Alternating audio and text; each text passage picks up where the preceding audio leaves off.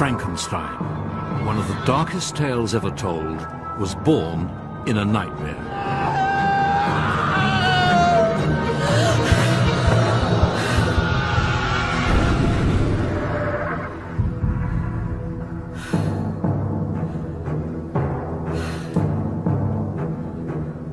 From a 19-year-old girl whose life was full of demons came a monster who terrified generations to come. I am the fallen angel. Misery may be a thing. Mary Shelley began Frankenstein in Switzerland at the beginning of the 19th century. Today, her story is known all over the world. Based on her own words and the people who knew her, this is the real story of Frankenstein's monster.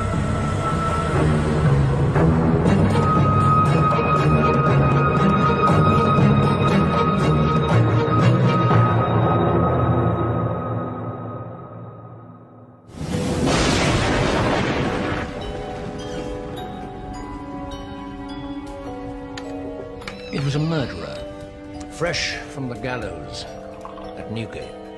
He gave it an electrical shock. The jaw, facial muscles contorted horribly.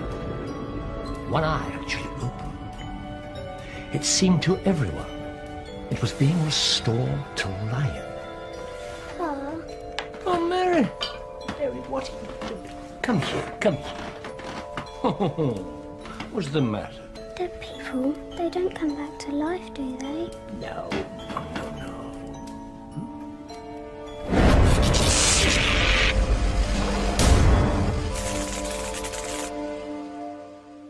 Mary Shelley lived in an age of unprecedented scientific discovery. At the beginning of the 19th century, biology was the new science at the very cutting edge of intellectual inquiry. But people believed that electricity and magnetism could bring the dead back to life. As a child, Mary had heard of experiments to reanimate hanged convicts. The Holy Grail was the source of life itself. It was an experiment, that's all. It was just an experiment. Go on. Mary adored her father, the brilliant philosopher William Godwin. She was born in 1797 and grew up in troubled times. After the mob stormed the Bastille in Paris, Europe was unstable. In this country, there was social unrest and talk of revolution. Godwin's book about justice for everyone became a Bible to British radicals. Government is the perpetual enemy of change. Its tendency is to perpetuate abuse, but truth must always be victorious over error. For truth is omnipotent, and man is perfectible. Mary Shelley's intellectual gene pool was a rich one. Both her parents were revolutionary thinkers. Her mother was Mary Wollstonecraft, the founder of feminism. Mary Wollstonecraft was a unique woman, beautiful, fierce, independent. Before her marriage to Godwin, she had already travelled the world alone and had had an illegitimate daughter. Her book, A Vindication of the Rights of Woman, is still taught in colleges today. You have to remember that this is years before the suffragette movement. Even by today's standards, her philosophy is still radical. From the tyranny of man, I firmly believe the greater number of female follies proceed. Let woman share the rights, and she will emulate the virtues of man, for she must grow more perfect when emancipated. Mary Wollstonecraft was loved and respected by Godwin, by her friends, by her followers. Mary, madam, here we are. This will make you feel better. When Mary Shelley was born at home, her mother tried to feed her, but she was too weak. There we are, Mary. Yeah. Is that good? Is that good, Mary, Mother? No? Too cool? Please, yes, Mary, please let me take it. Come on, baby. Come on, baby. There. Yes, it's for the best, Mary. There we go. Good. I have her now. I have her now. William, I can't. Yes, I know. I can't bear it either, my love. Here, Mary. When Mary Shelley was just 11 days old, her mother died of puerperal fever, the killer of so many women during childbirth in the 19th century. She was 38.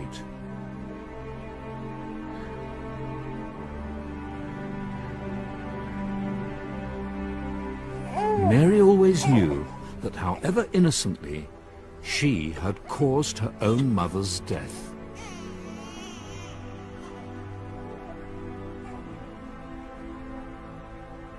William Godwin was hugely admired, even hero-worshipped, especially by his young disciples. One of the most outspoken was the 21-year-old poet, Percy Bysshe Shelley. He was the bad boy of Oxford University. For some time, he'd been writing long letters to Godwin. I am young. I am ardent in the cause of philanthropy and truth. Do not suppose that this is vanity. I am convinced that I could represent myself in such terms as to be thought not wholly unworthy of friendship. Shelley, a very serious young man, wanted to change the world. He spent his life protesting against privilege, marriage, the church, inequality, and everything. There is no God. Earth groans beneath religion's iron age, and priests dare babble about a God of peace.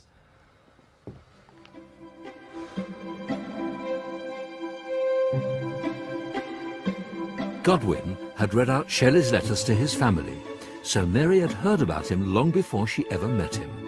And Shelley had heard about Mary. On the 5th of May 1814, he visited Godwin's bookshop in London's East End in the hope that he might meet his hero's beautiful 16-year-old daughter.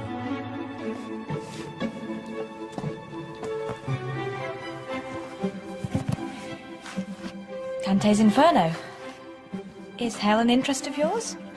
I'm improving my Italian. Oh, you must have it back then. You were at Oxford. Oxford. They threw me out. An independent mind can be a dangerous thing. Mary is singularly bold, somewhat imperious, and active of mind.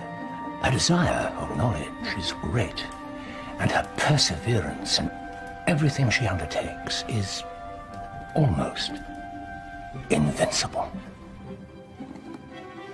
Mary was Percy's soulmate. He took her almost as seriously as he took himself.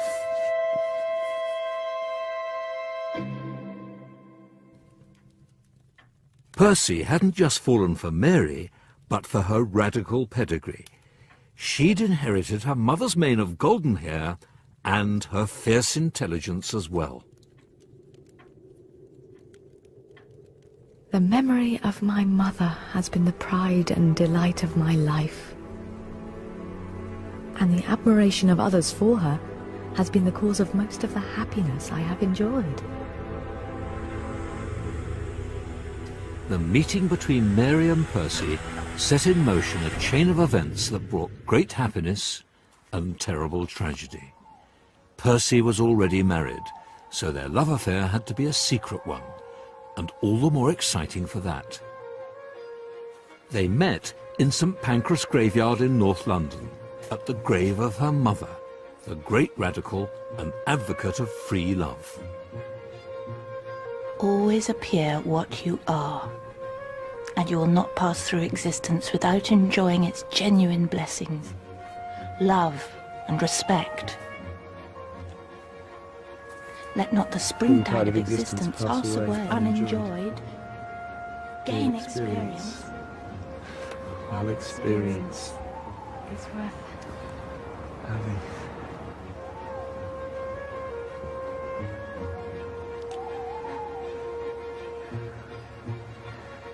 This behaviour would be taboo to most people, but not to Mary. She'd been nurtured on ideas more familiar to hippies of the 1960s than to your average 19th century youth. This was probably Mary's first sexual experience, but Shelley had been at it for quite some time. He was already married to 18-year-old Harriet Westbrook. They had one child, and another was on its way. All the more shocking was that 2 weeks after his wedding, he was writing... Marriage. It is as if a dead and living body had been linked together in loathsome and horrible communion. Mary wasn't put off by Percy's heartlessness. Whether she knew or cared about his wife at this point, we don't know. This was, after all, her first love.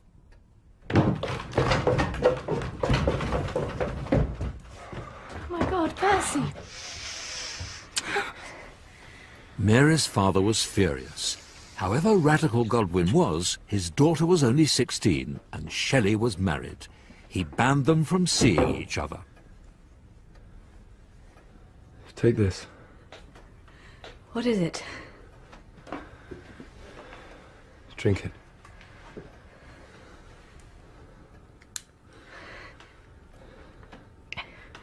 Together, Mary. No, Percy.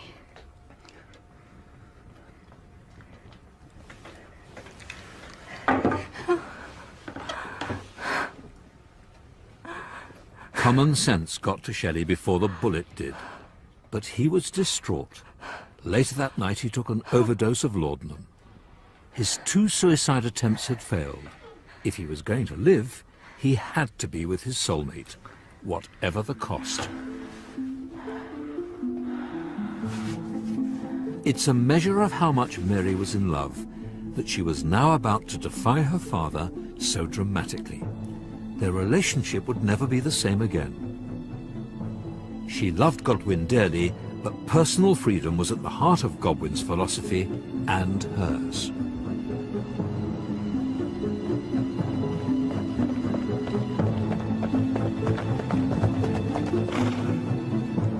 At first light, Mary crept out of the house. Shelley was waiting for her. But strangely, someone else also crept out of the house that night. At last! Now we can live as we wish. And Claire. How happy we will be. Yes, how happy.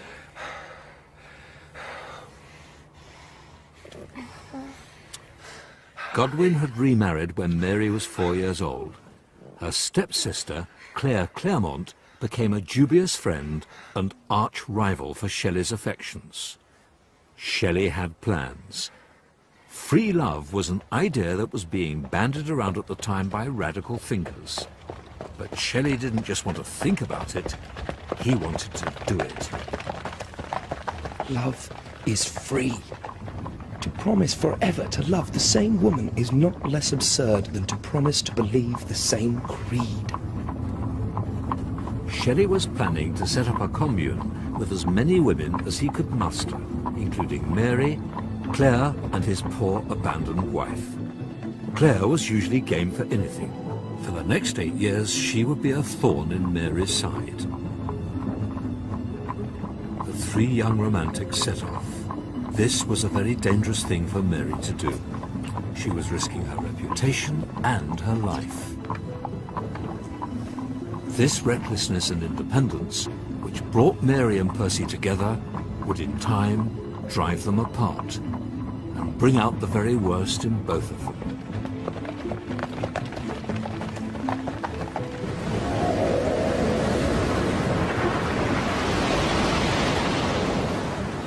That evening, they set off across the English Channel in a small fishing boat, manned by 2 sailors. Before daybreak, a huge storm rose. They feared for their lives as the rolling waves crashed into their boat. But somehow they made it to Calais. The whole trip was an adventure for them. Heading for a fashionable resort in Switzerland, they travelled along the Rhine, where they heard the strange story of Conrad Dippel, an anatomist who had dabbled in the dark arts. They say he used to steal bodies out of graveyards and inject them with a strange concoction, blood and bone, I believe, to bring them back to life. It is all legend, Mary. All nonsense. But the story struck a chord in Mary's imagination. In English, the castle said to be Conrad Dippel's birthplace was the Rock of the Franks. In German, that's Burg Frankenstein. Mary had found the name for the story she would later write about the doctor who brought the dead back to life.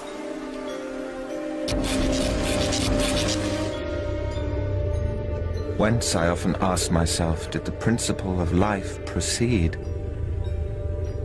I beheld the corruption of death succeed the bloom of life. I saw how the worm inherited the wonders of eye and brain.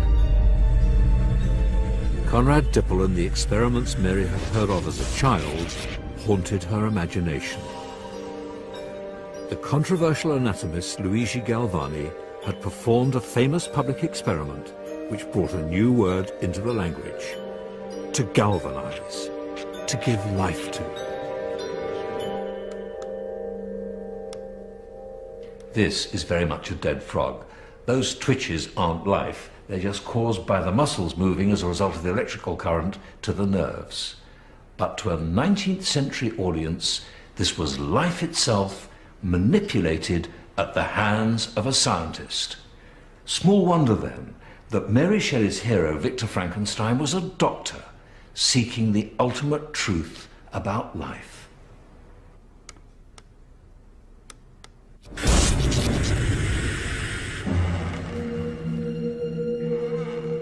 At the turn of the 19th century, medicine was not the respected profession it is today.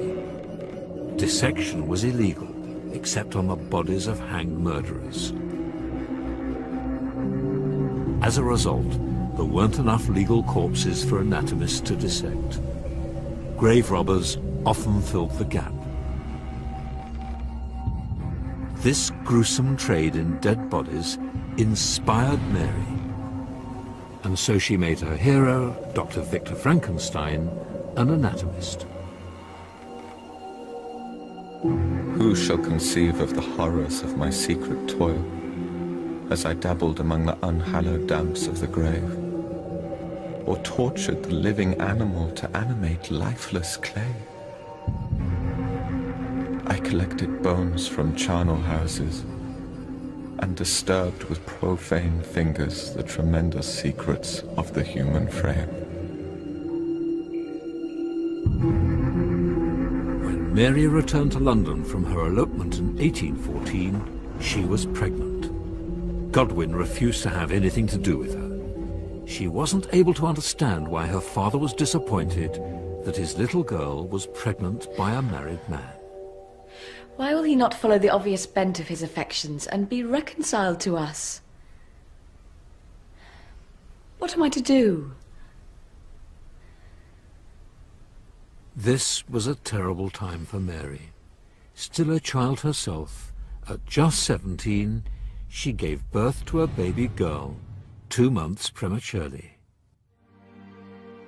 The baby was to die shortly afterwards. She was left with a haunting dream. You think about the little thing all day. I dreamt that she came back to life. That she was just cold. And that before the fire we rubbed her and she came back to life again.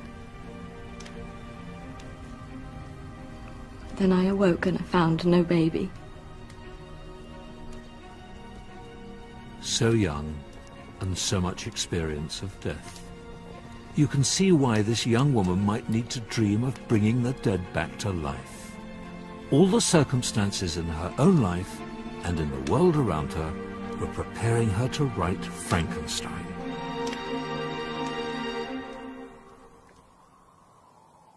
The triangle of Mary, Percy and Claire was becoming even more bizarre now that Mary was in mourning. Percy seemed to need Claire as much as he needed Mary. She was younger, more gullible, fun to tease. Do you hear that? What? Silence. Percy was the son of a baronet, but after the elopement his father withdrew his allowance, except for the occasional handout.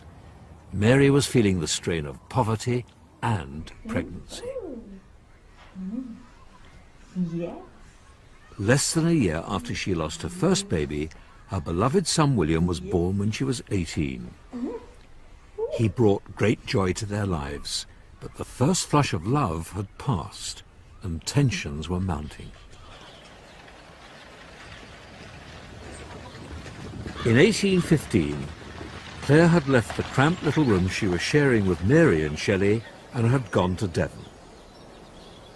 It's possible that she gave birth to Percy's baby there. It was quite common for women to disappear to the country to have illegitimate children. But Claire said nothing of it. She just noted in a letter that she was grateful to get away from... So much discontent, such violent scenes, such a turmoil of passion and hatred. Claire had her eyes on a much bigger prize than Percy Shelley. Famously described as mad, bad, and dangerous to know, he was Lord Byron, superstar poet and adventurer.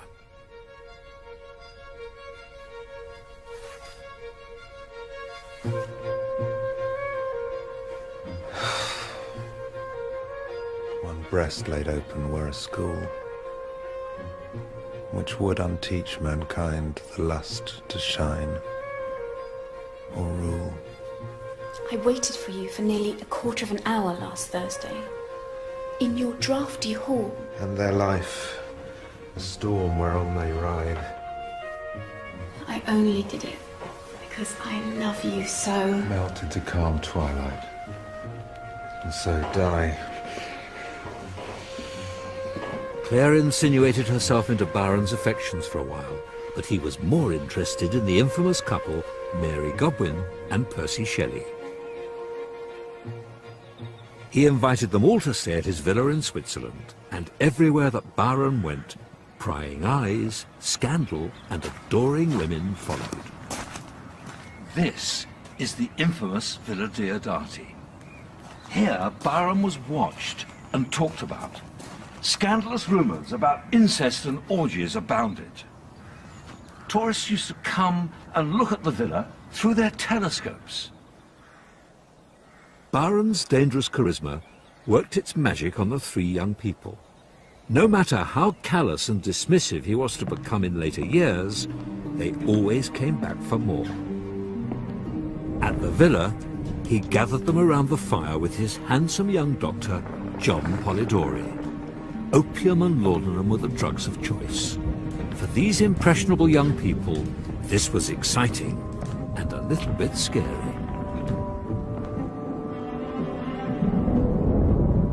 Few moments in the history of literature have been more romanticized than the summer of 1816, when Lord Byron entertained his friends on the shores of Lake Geneva. They called it the Summer of Darkness. Storms raged, and the surface of the lake shuddered with the force of the thunder.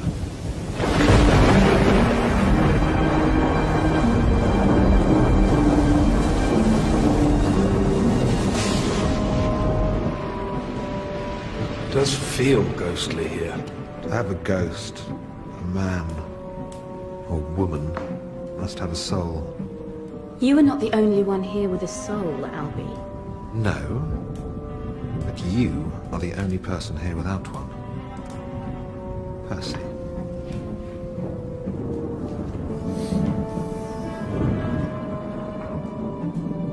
And then, one stormy night, Byron read aloud from Christabel. the Gothic horror poem by Samuel Taylor Coleridge. There she sees a damsel bright, dressed in a silken robe of white, that shadowy in the moonlight shone, the neck that made the white robe wan.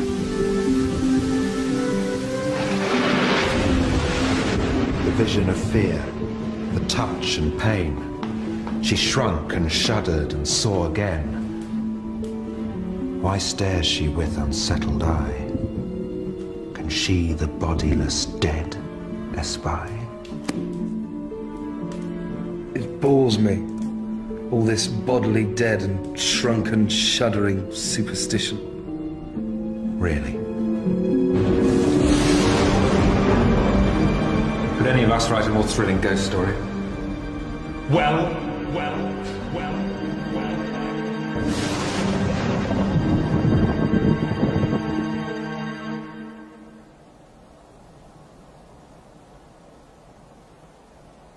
Mary took the ghost story challenge seriously. Probably she was the only one that did. Here she was, just 18 years old, in the company of these two geniuses. At least Shelley and Byron thought they were geniuses. So the story that she was to write had to be impressive, enough to make these two great men shiver with fear. I busied myself to think of a story that would speak to the mysterious fears of our natures. One to make the reader afraid to look around, to curdle the blood and quicken the beatings of the heart. If it did not accomplish these things, my ghost story would be unworthy of its name. A few days after the ghost story challenge, Mary was to have her famous dream. When I placed my head on my pillow, I did not sleep, nor could I be said to think. My imagination unbidden possessed and guided me.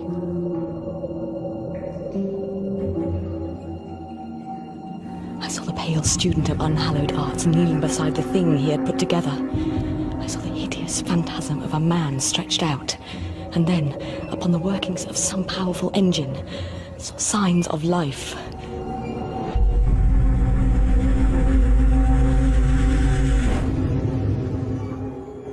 A morning after her dream, Mary announced that she had thought of an idea.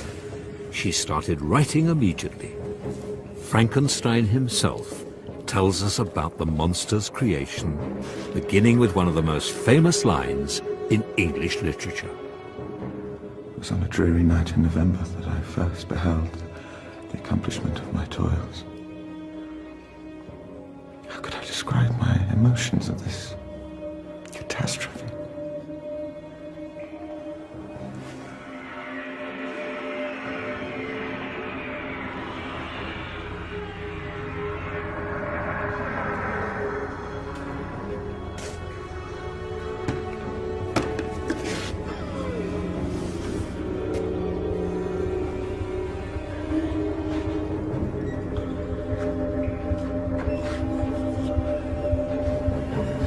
I had selected his features as beautiful.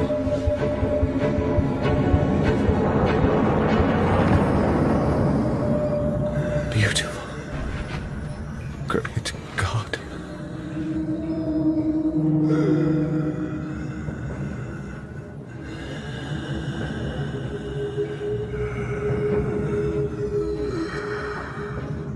His yellow skin scarcely covered the work of muscles and arteries beneath.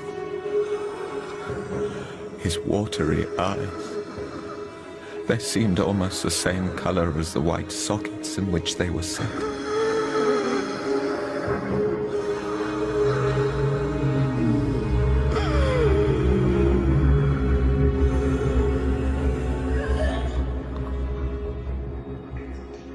Later, I started from my sleep with horror.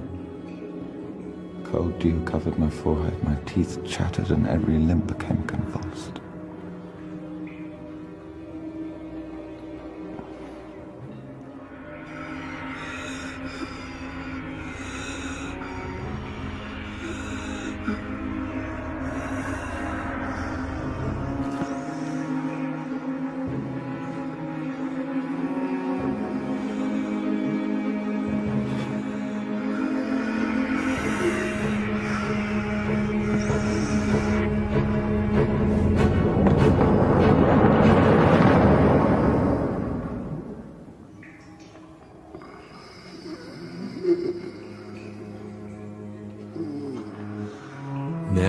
brought up by her parents to believe that all children must be loved and cherished, that the powerful must care for the weak. In this, the key moment of the book, Frankenstein's rejection of his creation is against love and reason. He comes into the world an innocent.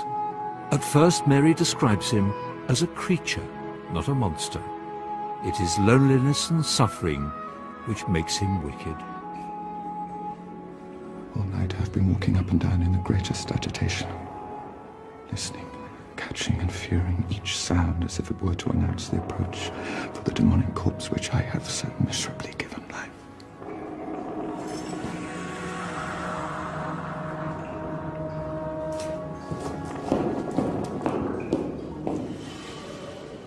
A great proportion of the misery that wanders in hideous form around the world is allowed to arise from the negligence of parents.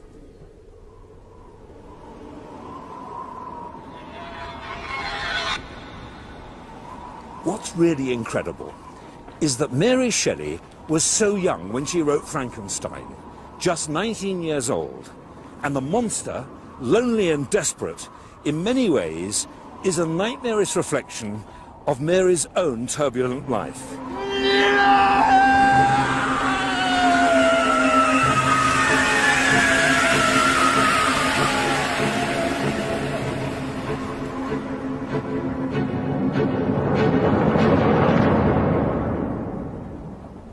At the Villa Diodati, Mary found the heart of her novel. But here, high in the Alps, about 60 miles from Geneva, she found the place for the most horrific scene of all. Mary made the treacherous journey to come here. This is the Mer de Glace, one of the most dangerous places in the Alps. It's crisscrossed with crevasses, and it's constantly prone to avalanche. But Mary was determined to come here. She called it the most desolate place on earth. A perfect setting, then, for the most desolate creature on earth. The creature's tragedy is all wrapped up in the times that Mary lived in and her parents' philosophy. The French Revolution showed that if people are brutalized, they'll be brutal themselves. So it is with the creature.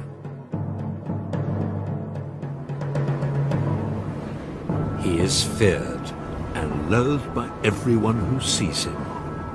His sadness turns to fury. I am the fallen angel. Where I see bliss, I am excluded. I was benevolent and good. Misery made me a fiend!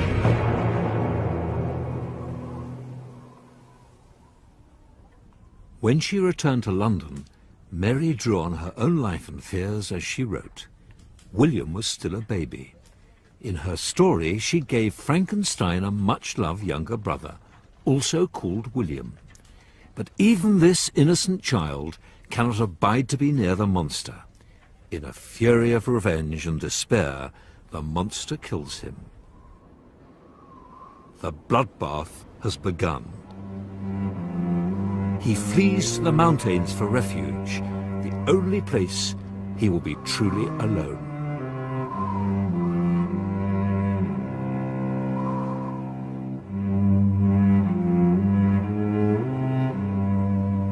The desert mountains and dreary glaciers are my refuge.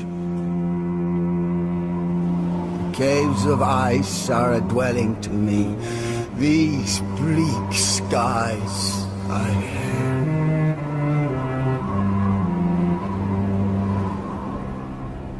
Back in London, tragedy was about to strike again.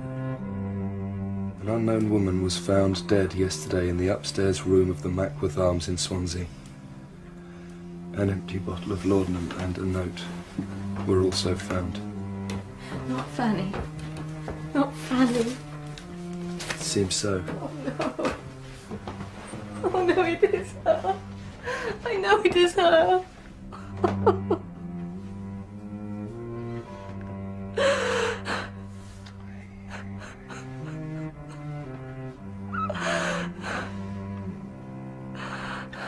Fanny was Mary's older half-sister, born illegitimately to Mary Wollstonecraft before she met Godwin.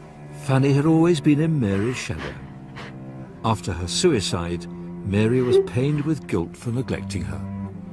She must have been thinking about Fanny as she wrote the monster's words.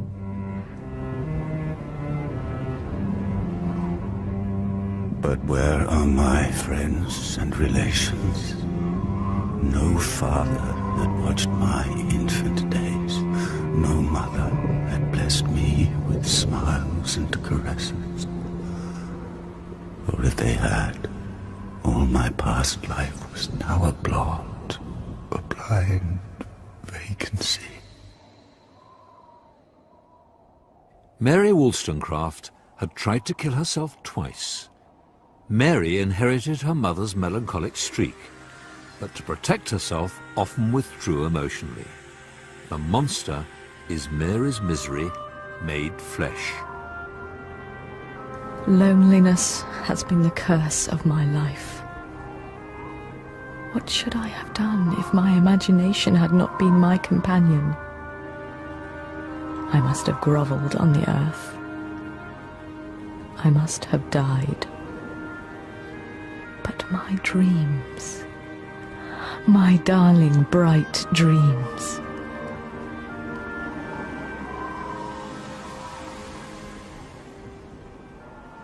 Just 2 months after Fanny's suicide, the couple were dealt another devastating blow. Harriet, Shelley's abandoned 21-year-old wife, was found in the Serpentine in Hyde Park. At 8 months pregnant, she drowned herself. There were rumours. Was the unborn child Shelley's? It was certainly possible, but he had his own story.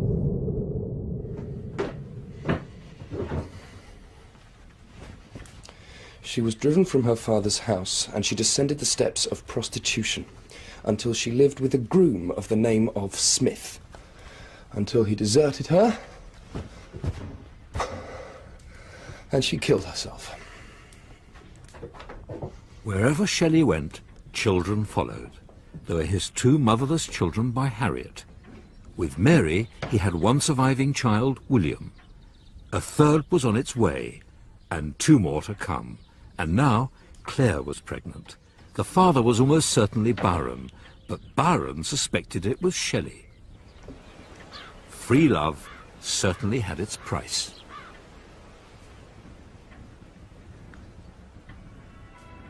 For all his heartlessness over Harriet's death, Shelley was keen to stand by his now motherless children. And Mary, barely able to support her own family, was happy to welcome them into her home. But there was something they would have to do first. Like many conscientious objectors to marriage, before and since, Mary and Percy tied the knot. Against all their commitment to free love, they recognized that his claim for custody of his 2 children would be all the stronger if he was married. Dancing in attendance was Mary's father, another champion of a woman's right not to marry. Marriage, as it is now understood, is a monopoly. And the worst of monopolies. Godwin may have objected to marriage in theory, but when it came to his daughter, it was a different story. He had not spoken to her since her elopement, but at her wedding they were reconciled. Mary and Percy were still in love when they married, in 1816. Here is another biographical connection to Frankenstein. Love is at the very heart of the book. The monster longs for it, as Mary did. In the Alps, he demands that Frankenstein makes him a bride. I now indulge in dreams of bliss that cannot be realized. I demand a creature of another sex, but as hideous as myself. Our lives will not be happy, but they will be harmless. This you alone can do. Frankenstein, at first, refuses to make the monster a mate, but he's threatened with the worst imaginable horror. Do your duty towards me, or I will fill the belly of death with the blood of your remaining friends. Terrified that the monster will slaughter his remaining loved ones, Frankenstein begins the awful process of making the female creature. As I proceeded in my labour, it became every day more horrible to me. It was indeed a filthy process. My heart sickened at the work of my hands.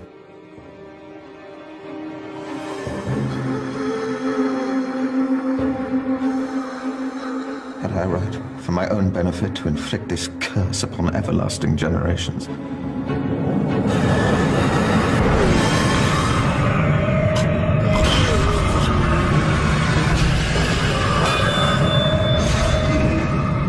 Unable to contemplate the evil he will unleash if he continues, Frankenstein destroys the female.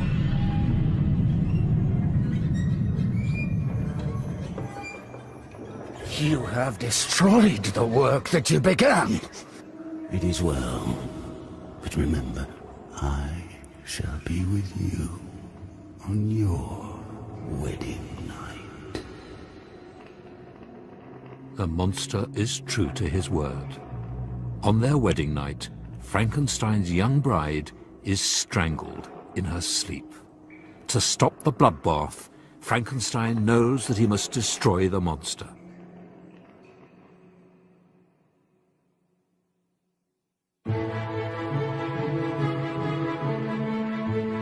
It was almost impossible for women to get into print in the early 19th century.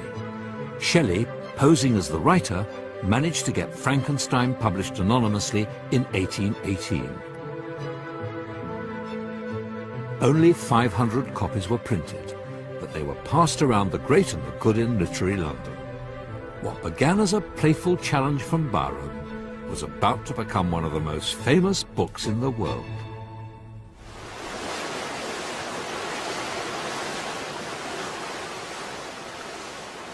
Mary and Shelley were to look back at the summer they spent with Lord Byron on Lake Geneva as their romantic idyll. The mountains, the lakes, the poetry and the conversations, but they were never able to recapture that again. Mary had lost her mother, her first baby, and her sister, but far worse was to come.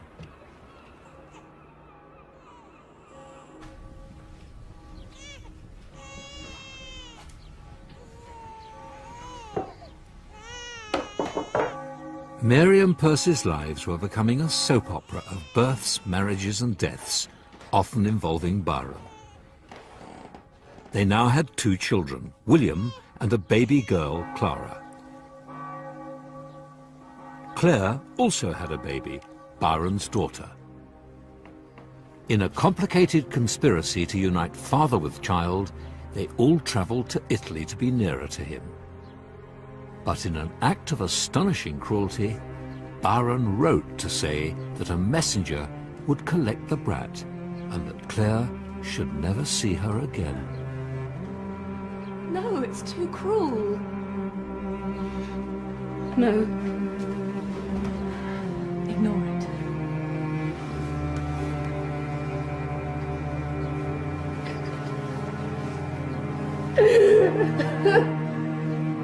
Claire couldn't ignore Byron. The baby was taken from her and died 5 years later, alone, in a Catholic convent, consigned there by Byron himself.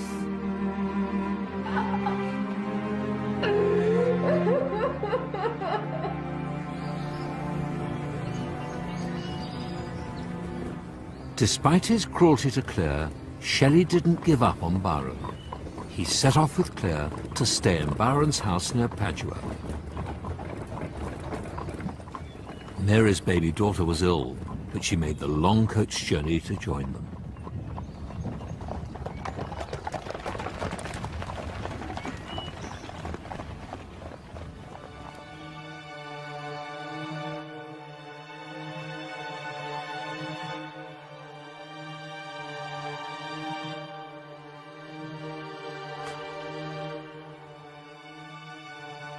In the 19th century, dysentery was rife on the continent.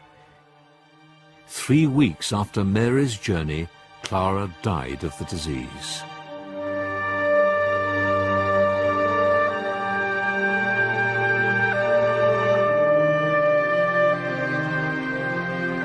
They buried her with a single flower on the beach near Venice.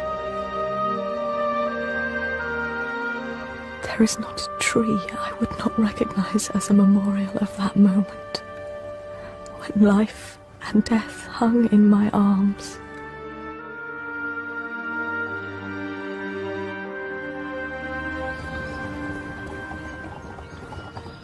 The irony was that during this personal tragedy, the fortunes of her book were rising.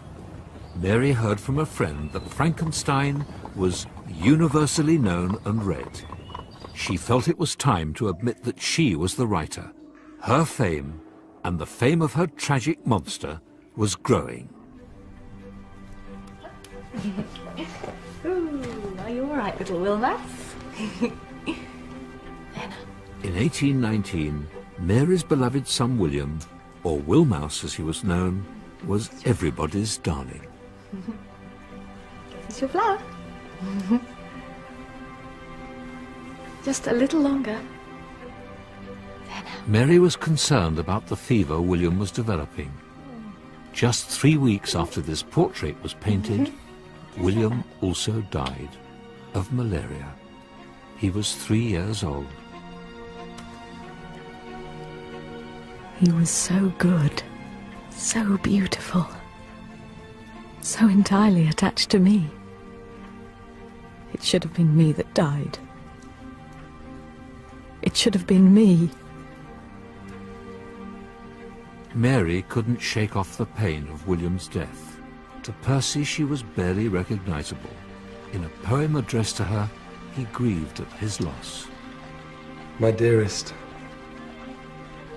wherefore hast thou gone? Thy form is here indeed, a lovely one, but thou art fled, gone down the dreary road that leads to sorrow's most obscure abode.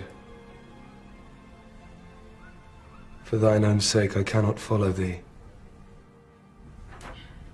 Do thou return for mine? Mary could not forgive Percy for recovering so quickly. To her, it was a betrayal of their lost children and her love. A cold heart. Have I a cold heart?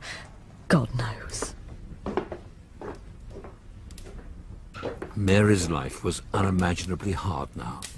Too much death, too young. Some people noticed that she was becoming cold and unfeeling. At least the tears are hot. Was she, like Frankenstein's creature, being hardened by suffering? The monster's words could describe Mary herself.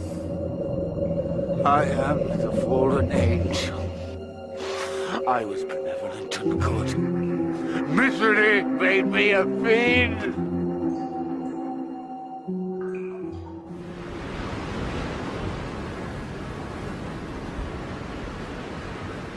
The loneliness that Mary had imagined in Frankenstein was taking hold of her own life.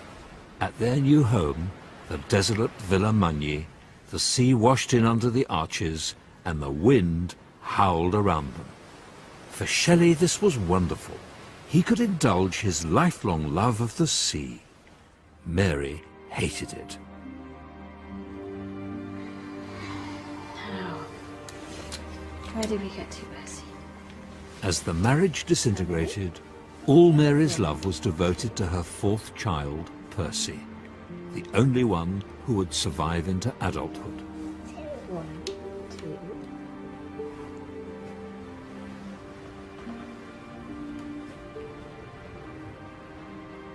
Mary feels no more remorse in torturing me than in torturing her own mind.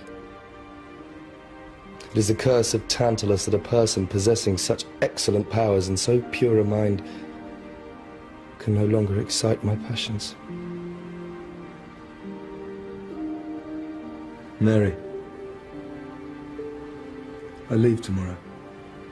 Percy, don't drip on the floor.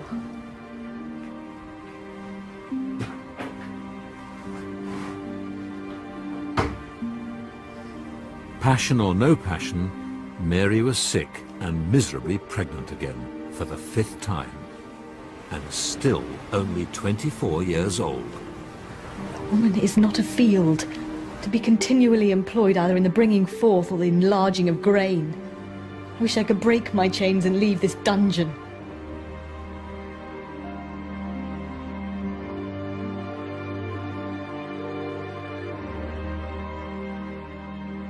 On the 1st of July 1822, Shelley set off with a friend in his new boat, the Don Juan. He was visiting Byron in Livorno, a journey of some 65 miles around the northwestern coast of Italy. Mary heard nothing for several days. She set off with Claire to Livorno and waited.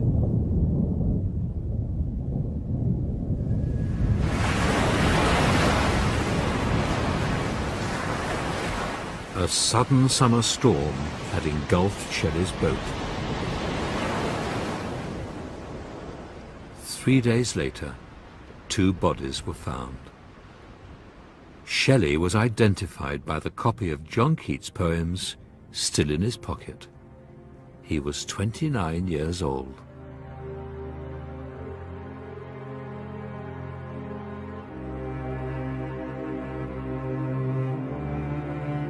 For 8 years I communicated with freedom with one whose genius far transcended mine. Now I am alone. Oh, how alone. Oh, my beloved Shelley.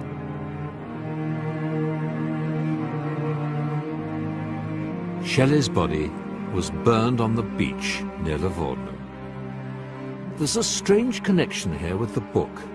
At the end of Frankenstein, the monster imagines his own cremation. Mary wrote it years before, but it's as if the monster is crying out for Shelley. Soon, these burning miseries will be extinct. I shall ascend my funeral pyre triumphantly and exult in the agony of the torturing flames. The light of that conflagration will fade away. My ashes will be swept into the sea.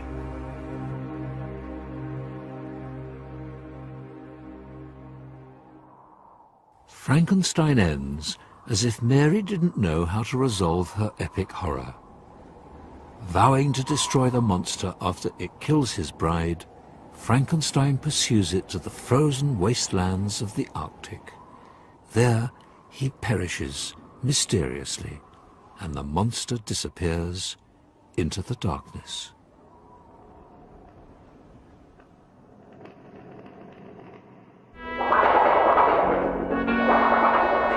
Oh dear! Oh, no!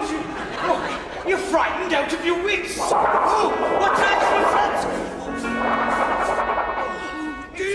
At this, the lowest point of Mary's life, Frankenstein was at its most successful.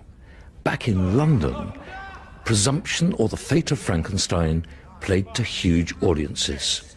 But this monster was more farcical than tragic. The roots of the monster most people think of today are probably here, rather than in Mary's tragedy. Behold, the horrid corpse to which I have given life! The story of Frankenstein had taken on a life of its own.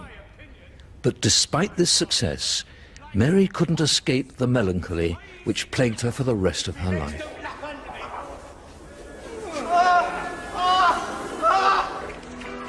Feeling guilty that she had allowed Shelley to sail into that deadly storm, Mary transformed her life into an act of reparation.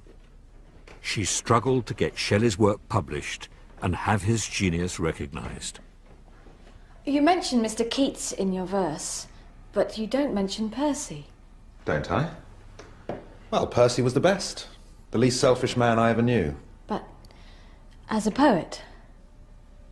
Let's go on, shall we? Byron never did mention Percy in his verse, but Mary persevered. Without her determination to establish him, it's possible we might not know the name or work of Percy Bysshe Shelley today.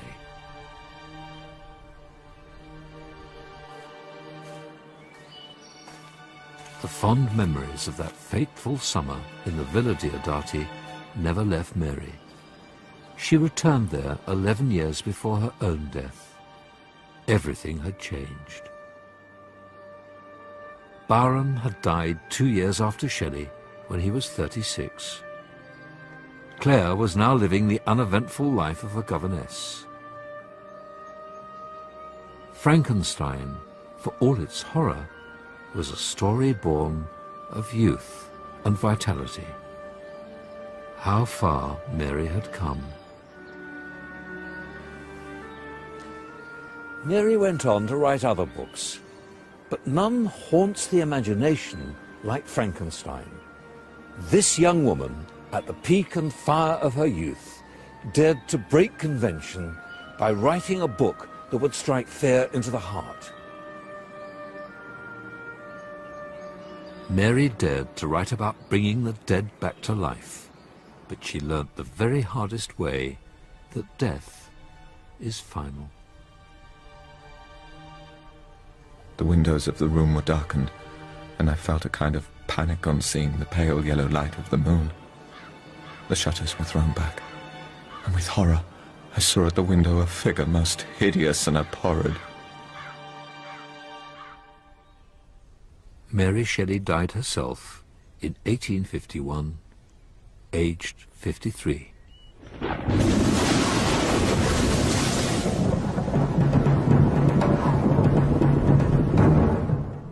Off into Saturn's orbit here on BBC 4 in half an hour this evening.